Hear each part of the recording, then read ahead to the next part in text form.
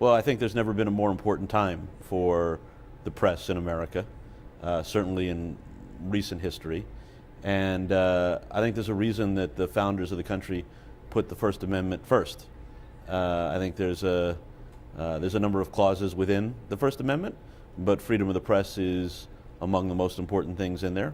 Freedom of speech, freedom to assemble, obviously, but freedom of the press is one of those things that is sacrosanct, and it's never been more important. It's also never been under as much assault in recent history, and so I think those two things are incredibly important for us to keep in mind as we all do our jobs and persevere.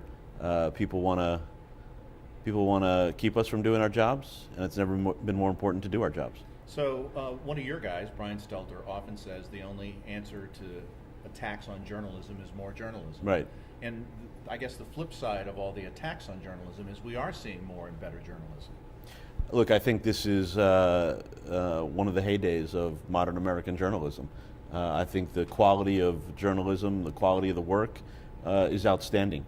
And I think the one thing that you know for sure about the current administration, and that you can say with a pretty clear level head, is that they've made American journalism great again. What advice do you have for local reporters all across the country who are also reeling from this vitriol and this anti-news media venom that circulates everywhere? Well, I think the message for reporters at the local level who do outstanding work across the country is the same for those who work on the national level, is that their work has never been more important as people want to attack all forms of media, including local journalists, as people cut their budgets and take advantage of local governments and local citizens. The work at the local level is incredibly important.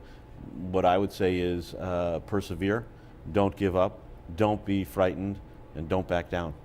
How do we as journalists rebuild trust with the public? Well, look, I think that one of the things that's going on is there was always a segment of the population that was